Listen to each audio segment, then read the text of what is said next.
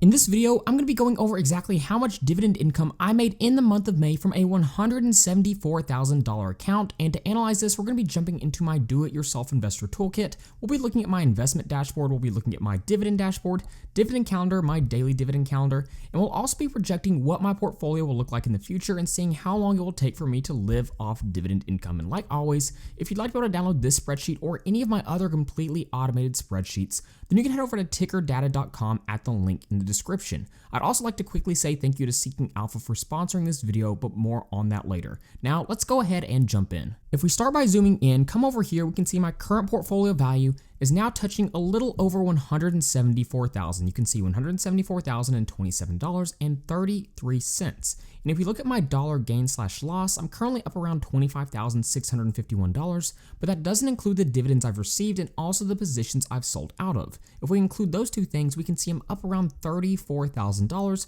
which I'm pretty happy about. That's a total return of close to around 23% as of right now. Now, if we jump over to Seeking Alpha, one of the things we can see, the S&P 500 over the past year has done very, very well. It's up around 25%. If we look at it year to date, already up around 10%, and in the past month alone, it's actually up around 3%. So my portfolio has definitely been reaping the benefits of the market performance over the past year. Now, if you're new to the channel, it's important to remember I'm not just a dividend investor, I'm a dividend growth investor. Now, what exactly is the difference? Well, the end goal for my portfolio is to one day be able to live off dividend income. And one of the most efficient ways to do that is to focus on buying stocks that can increase the amount they pay out in dividends every single year. And oftentimes, as a byproduct of companies increasing their dividend payments every single year, you also see a lot of capital appreciation when you buy dividend growth stocks, which has definitely been the case for my portfolio. In fact, if we come over here and look at my growth chart, let's go ahead and zoom back in. If we come over here and scroll down, we can see a lot of positions have performed extremely well in my portfolio, and in fact, it looks like we have 4 or 5 or even 6 positions that are currently up around 50%. We can see Microsoft, I'm up around 58.68%, Domino's Pizza, 54.32%, JP Morgan, up nearly 90%. We can see Caterpillar, up around 94%, and then my best performing position, Broadcom, stock ticker AVGO, up nearly 170%. That's pretty mind-blowing. We can also see Jeffrey Financials, I'm up around 52%. But it doesn't stop there. There's a lot of other positions that have performed very well. We can see Coca-Cola, I'm up around 34%.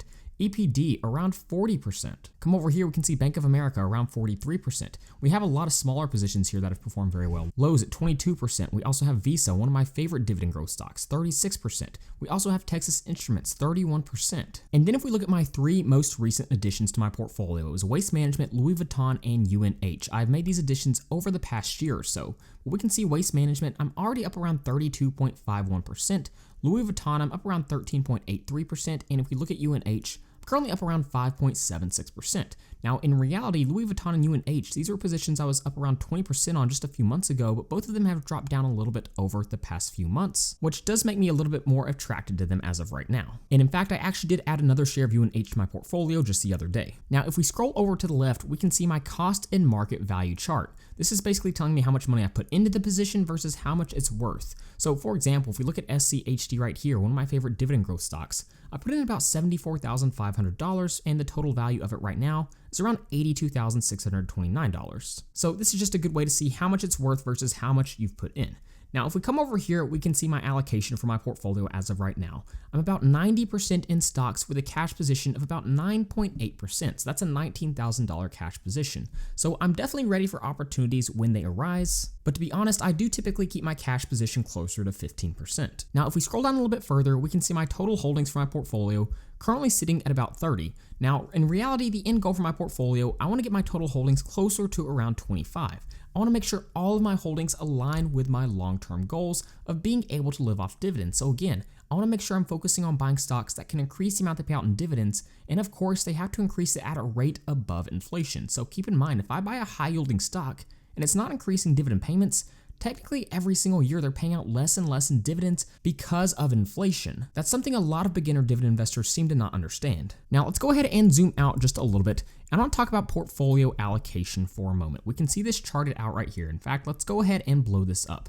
Now immediately the first thing you'll notice, SCHD, the dividend growth ETF, is again by far my largest holding, and in fact it makes up around 47.5% of my portfolio. Now this is a fund that I'm completely comfortable with it being the largest position in my portfolio. They have a great track record of total returns and have provided phenomenal dividend growth over the past decade, and the starting yield is actually pretty nice, close to around 3.5%. So in reality, it just simply aligns with my long-term goals. So typically when markets are high, like they are right now, I like to dollar cost average into this fund and then add to other quality businesses when I see valuation opportunities. Like I just mentioned, I added a share of UNH over the past month. But other than this, we can see Microsoft is my second largest position, currently at about 7.8% of my entire portfolio. I haven't added any capital to Microsoft in a long time, but it still makes up around $13,652 of my portfolio. But other than that, there's not many positions that make up more than 3% of my entire portfolio. So now if we scroll down, something else we have to talk about when it comes to allocation is stock allocation by industry, and this is another thing a lot of people seem to misunderstand. For example, if I buy 10 different stocks, you may think at first that you're diversified, but if all those stocks operate in the same industry, you still haven't gotten rid of a lot of risk in your portfolio. So it's important to keep an eye on your stock allocation by industry.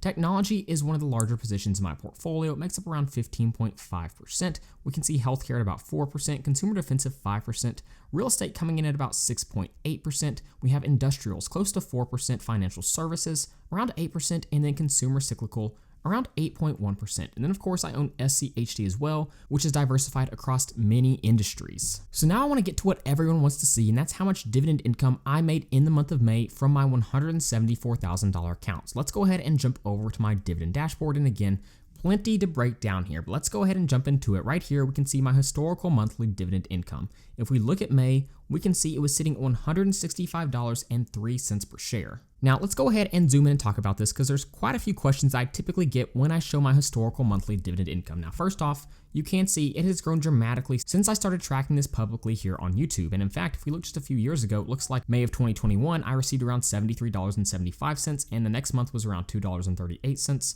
Next month's around $53. So I've come a long way. And in fact, a few months ago, I had my highest month ever at $934, and just a couple months ago in March, around $844. So I know what you're probably thinking, asking yourself if you're watching this for the first time. Only $165.03, that doesn't really seem like a lot for the size of your portfolio. And when I was a beginner dividend investor, that would have been my exact thought as well. But let me tell you why this is. There's a couple points here I need to make, and the second one's quite a bit more important than the first one. Now, the first one is, clearly we can see there's somewhat of a trend here. We have one high month of dividend income, followed by two smaller months. So we can see a couple months ago was my high month, and then we have our two smaller months. So my next month is shaping up to be one of my highest months of dividend income ever. That's the first reason. But the second reason boils down to the age-old debate of dividend growth versus high-yield dividend stocks. Now, I'm not going to go into a complete breakdown of this situation in this video, but I want to give you a quick brief overview. If we look at this chart I built it out, we can see this red line represents dividend growth stocks and the blue line represents high-yielding dividend stocks. Now, what we know about high-yielding dividend stocks is these are companies that typically yield 6, 7, sometimes even 8 or 9%. And then dividend growth stocks a lot of times could yield anywhere from around 1 to 3%, which is quite a bit lower than those high-yielding positions. And so as a result, if we go ahead and zoom in on this chart, one of the things you'll see is the high-yielding dividend stocks provide more dividend income than the red dividend growth stocks for quite some time. But here's what we have to understand. Those high-yielding dividend stocks typically can't increase the amount they pay out in dividends at a rate above inflation, and if they do, it's pretty rare for them to be able to do that consistently over a long period of time. But on the flip side of this, dividend growth stocks rapidly increase the amount they pay out in dividends. For example, if we jump over to my dividend breakdown spreadsheet, let's come over here and plug in stock ticker ABBV, ABV. And we can see all this data will automatically load in thanks to ticker data. Now, if we come down here, we can see the company has a nice starting dividend yield. It's sitting at about 3.98%. It's a decent starting dividend yield, but it's not as high as a lot of high-yielding dividend stocks. But here's the thing we have to understand. Look at the yearly dividends AbbVie's been paying out over the past decade. In 2013, they're paying out $1.60. If we look at them in 2023, it's all the way up to $5.92, and as of now, $6.20. That's a 10-year dividend CAGR of 14.08%. So they have been rapidly increasing the amount they pay out in dividends every single year. And so the end result of these dividend growth stocks increasing their dividend payouts every single year is after a long time period, you actually receive more from dividend growth stocks and dividends than you do from high-yielding dividend stocks. You can see right here, eventually those dividend growth stocks pass those high-yielding dividend stocks. So when people look at my May dividend income and think it's a little bit on the lower end for my portfolio size, you have to understand I'm focusing on dividend growth. Long term, these companies are going to provide me with even more dividend income and even more capital appreciation, which will help me achieve my long-term goal of living off dividend income. Now, if we go ahead and zoom out a little bit, we can see my expected yearly dividend income. This is the amount of dividend income I can expect over the next year is now sitting at $5,429.07. And that's as of right now if I don't reinvest any dividends and add any more to my portfolio. So in reality, it'll actually be even more. If we look at my all-time dividend income, I've received almost over $7,000. And if you look at my average monthly dividends, I'm now sitting at over $452. So it's kind of a milestone month, over $450. I'm quickly approaching $500 on average every single month, which will be a huge achievement. And then we can see over here, I have my portfolio dividend yield on cost. Important to keep in mind, this isn't dividend yield, it's yield on cost, which I'll talk about just a little bit later. Now, if we come over here, we can see my portfolio value over time. Again, it's been growing pretty steadily as I reinvest all my dividends and contribute new capital every single month. There's been a couple of drawbacks when the market's fallen back, but overall, we've seen pretty steady growth and I'm very happy with where I'm at. Now, if we come over here, we can see my dividend income by individual industry. This is another thing you should really focus on tracking as a dividend investor. You don't want all of your dividend income to be coming from any one place because that could put your dividend income at risk. For example, if I was heavily into real estate, even if I have a lot of holdings, all my dividend income could be coming from real estate, which would be a potential risk. So again, we can see most of my dividend income is coming from SCHD, the ETF, which is diversified across a lot of sectors. But then we have around 9% of my dividend income coming from consumer defensive, real estate makes up around 13%, technology around 6.6%, financial services around 5.2%, and then consumer cyclical around 4.9%. I'm pretty happy with how this is as of right now overall. Now, if we come down here, we can see my projected annual dividend income. I'll blow this chart up just a little bit and bring it to the middle. Now, this is important. This is basically looking at my expected yearly dividend income over time.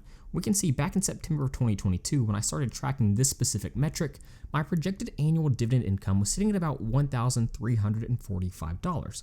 So we can see how this is growing every single month.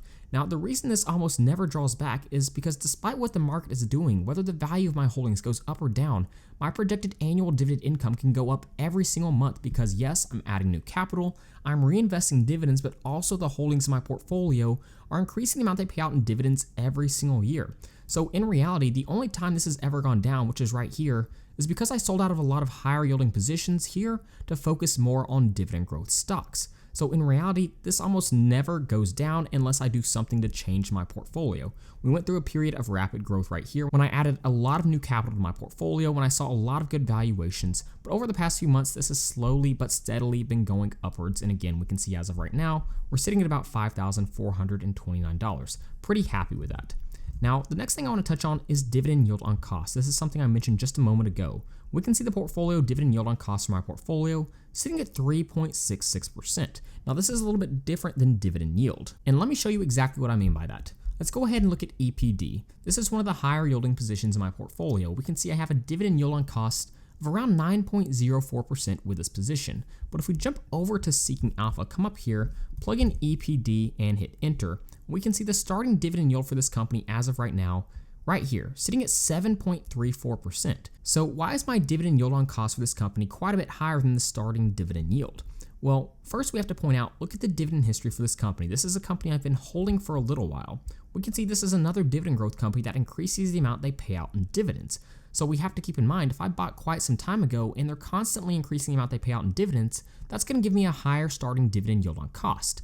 But also, if we look at the summary tab here, we can see over the past 5 years, there's been opportunities to buy this company at a pretty good valuation. We can see in 2020, it dropped all the way down to around $12 a share.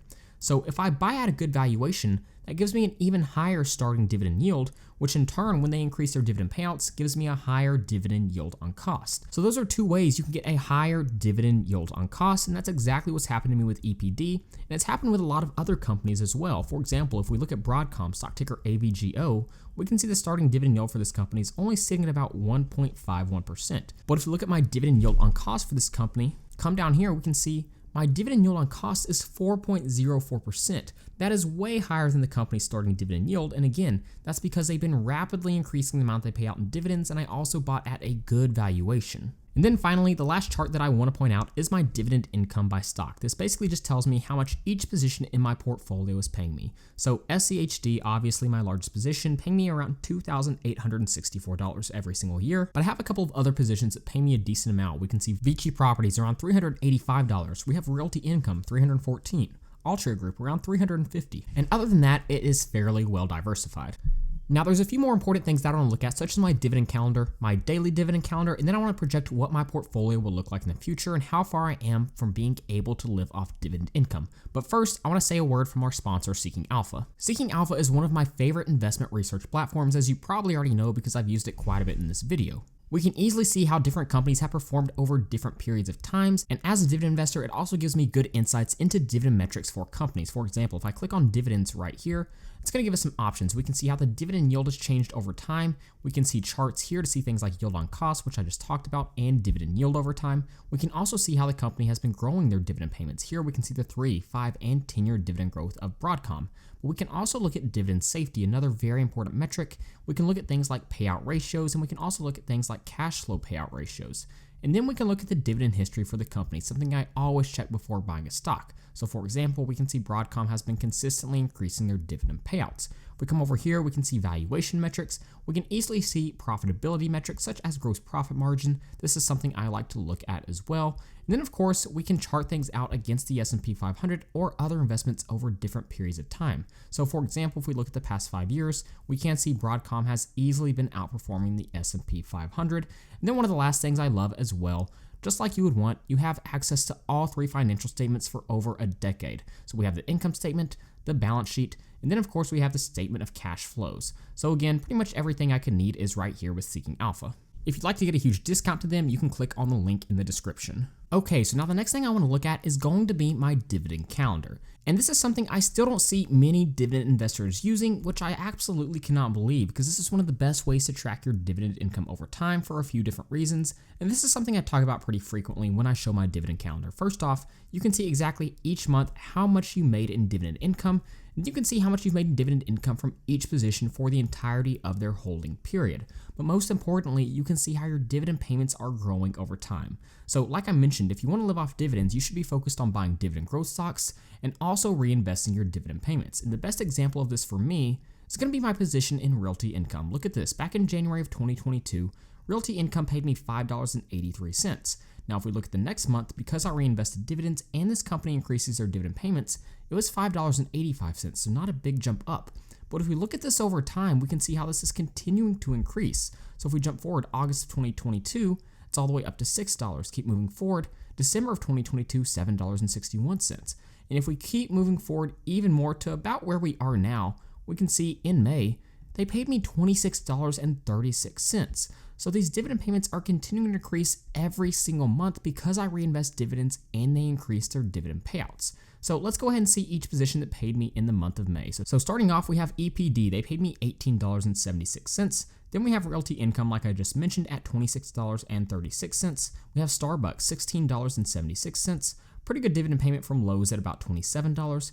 JEPI, around $8.25. Texas Instruments, $42.64, Caterpillar, $5.36. Then we have Jefferies Financials at $17.41, and Apple at about $2.53. So again, like we saw in my dividend dashboard, this was one of my lower months at about $165, but next month could potentially be my highest month of dividend income ever, which I am extremely excited about. Now, if we keep moving forward, let's go ahead and look at my 2024 daily dividend calendar. And this is basically going to tell me exactly how much I received in dividend income on each day of the year. So for example, if we look at my 2023 dividend calendar, we can see every single day how much I received in dividend income on that specific day and how much I received in total for the year, which came out to around $3,474, and my highest day ever was $730. Now, if we scroll back up here, we can look at the month of May for me. Let's go ahead and zoom in just a little bit more. We can see around an $8.25 payment on the 6th. The 15th was a pretty good day at over $50, $53. Small dividend payment on the 16th.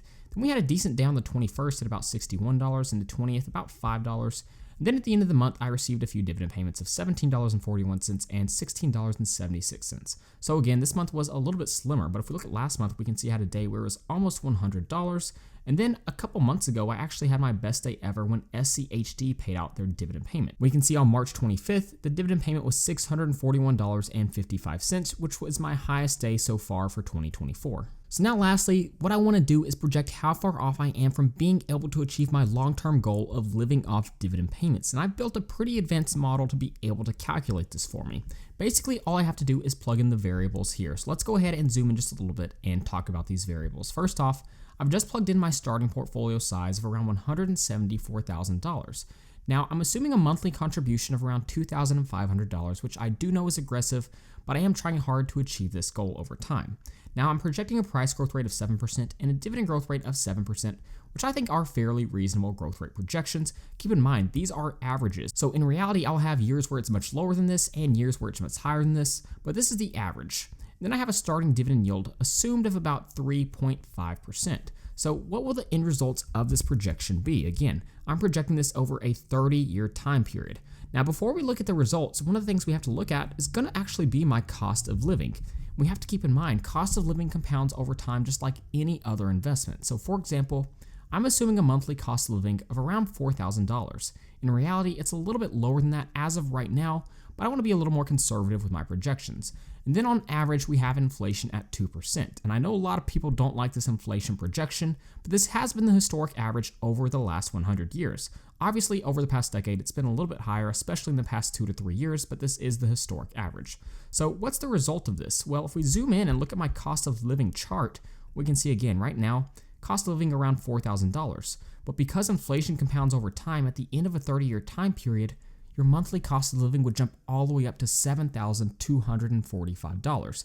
That's pretty important to keep in mind when trying to live off dividend payments, because we need our monthly dividend payments to get above this black line to be able to live off dividend payments, but we also need it to stay above this black line. So for example, if I bought high-yielding dividend stocks and they're paying me $5,000 every single month, but the dividend payments aren't increasing, we could see for a few years, up until around 2035, I could live off dividend payments because the line would be right here. But after 2035, that line would still be right here, meaning I can no longer cover my cost of living with my monthly dividend payments. And that's why dividend growth stocks are so important. So if we jump over to my live off dividends analysis, let's go ahead and zoom back out a little bit.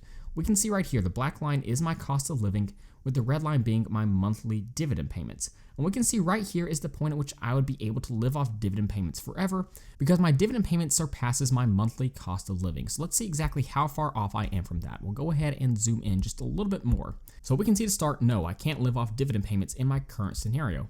Let's go ahead and start scrolling down to see where I'll be after 5 years. So in 5 years, look right here. I still can't live off dividend payments because my monthly dividends would average out to around $1,437, while my monthly cost of living is now $4,423. So let's go ahead and keep scrolling down. Here we are, we're about 10 years out right here. We can see still we can't live off dividends with monthly dividends of $2,940 and monthly cost of living $4,875. So you have to continually chase that monthly cost of living. But if we keep scrolling down, the dividend snowball really starts to take off, and we can see right here, it looks like right at around 15 years, very close to it.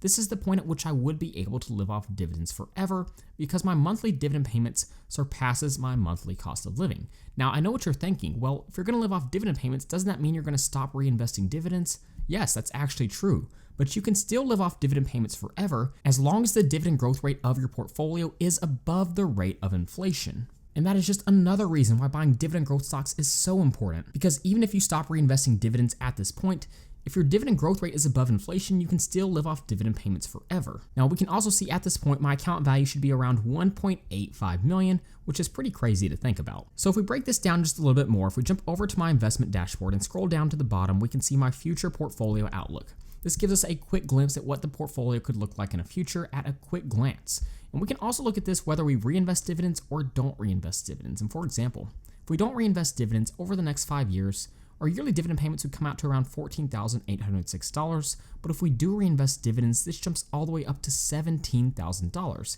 And look at the difference if we look at it over a 15-year time period. my yearly dividends could be around $65,808, but if we don't reinvest dividends, it jumps all the way down to $44,178. That is a pretty drastic difference. And then the 30-year time period is where things get really crazy. If I don't reinvest dividends during this time, my yearly dividends could come out to around $149,000, which is still pretty staggering. But if I do reinvest dividends, this jumps all the way up to $344,208.68. And that is the power of buying dividend growth stocks and reinvesting dividends. So there you go, that's exactly how much dividend income I made in the month of May from a $174,000 account. Again, like always, if you'd like to be able to download any of my spreadsheets and also be able to pull in stock financials straight into your spreadsheet automatically, then you can head over to tickerdata.com at the link in the description. I have tons of spreadsheets over there to help you on your journey. So with all that being said, thank you guys so much for watching this video, and please don't forget to like and subscribe to the channel.